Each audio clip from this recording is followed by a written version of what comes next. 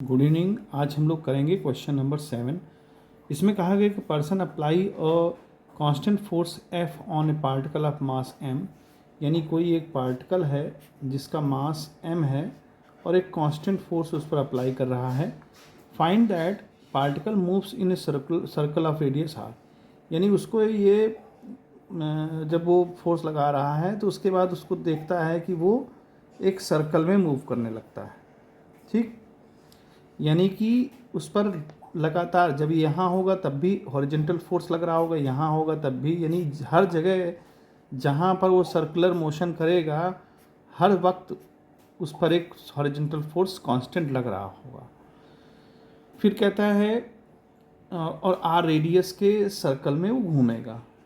अच्छा, और किस स्पीड से? यूनिफॉर्म स्पीड v से।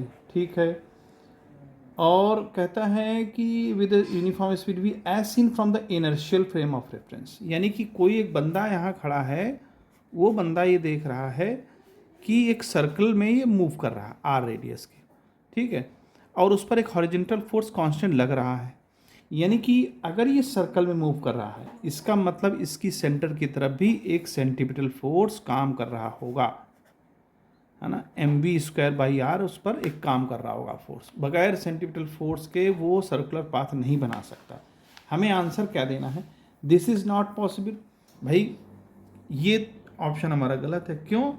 क्योंकि अगर मान लीजिए ये बंदा इसको एक सर्कुलर पाथ में देख रहा है तो ज़रूरी थोड़ी ना कि एफ फोर्स ही वहाँ काम कर रहा हो, और भी फोर्स काम कर रहे होंगे, यानी और फोर्स इसको सर्कुलर पाथ दे रहे होंगे, है ना। ये बंदा तो यही जानेगा ना कि एक सर्कुलर पाथ में मूव कर रहा है, इसको ये हॉरिजेंटल फोर्स नहीं दिखाई दे रहा है, इसको एक सर्कुलर फोर्स मतलब एक सर्कल दिख रहा है जिसकी वजह से ये एक सर्कुलर मूवमेंट बना रहा है ये पार्टिकल, और उसको ये महसूस हो रहा होगा कि ये जो है एक सेंट्रीपिटल फोर्स काम कर रहा है जिसकी वजह से घूम रहा है।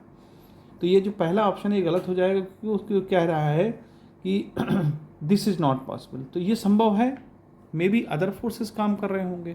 तो ये पहला वाला गलत हो गया, ए वाला आपका गलत हो गया। नंबर बी की बात करते हैं।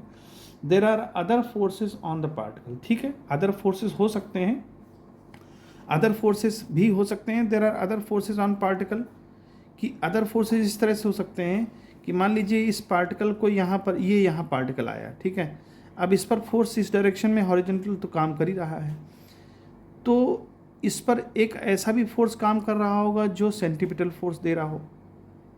मान लीजिए यहाँ पर है, यहाँ पर एक पार्ट, यहाँ पर हॉरिजॉन्टल फोर्स काम कर रहा है, तो इसको काउंटर करने के लिए एक फोर्स यहाँ लग रहा होगा और एक फोर्स यहाँ भी लग रहा है। तो कहता है there are other forces on particle. तो ये संभव है कि अदर फोर्सेस पार्टिकल पर लग रहे होंगे तभी ये सेंटीपिटल फोर्स दे रहा है, यानी कि बी ऑप्शन आपका करेक्ट है।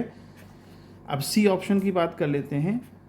सी ऑप्शन कहता है the resultant of other forces mv² towards. नहीं, देखो ऐसा इसलिए है क्योंकि मान लीजिए यहाँ पार्टिकल है, ये सिचुएशन देखते हैं कि पार्टिकल यहाँ पर है, अब इस पर फोर्स यहाँ काम कर रहा है ऑलरेडी कांस्टेंट, और इस फोर्स को मैनेज करने के लिए, इस डायरेक्शन में फोर्स को निल करने के लिए इधर भी कोई ना कोई फोर्स काम कर रहा होगा, और सेंट्रीपिटल फोर्स तो मिल ही रहा होगा कहीं ना कहीं से। तो क्या जो अदर दो फोर्सेस हुए इसके अलावा, इस फोर्स के अलावा अदर टू फोर्सेस, क्या इनका जो डायरेक्शन है क्या mv²r यानी टूवर्ड्स सेंटर है? नहीं, ऐसा नहीं, इन दोनों का कहीं ना कहीं इस तरफ कहीं होगा। तो ये ऑप्शन गलत है कि अदर फोर्स यानी इसके अलावा जो फोर्स है वो mv²r ही है, तो ये गलत है। यानी कि इसके अलावा भी कोई, यानी mv²r के अलावा भी और फोर्स है जो इस फोर्स को भी तो नल एंड वाइड कर रहा होगा।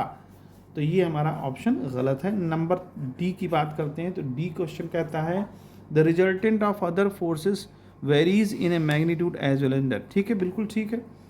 अब देखिए the resultant of other force, यानी अदर फोर्स यानी इसके अलावा जो भी फोर्सेस हैं, ये जो दोनों फोर्सेस हैं इनका मैग्नीट्यूड वेरी करेगा जैसे जैसे यहाँ जाएगा।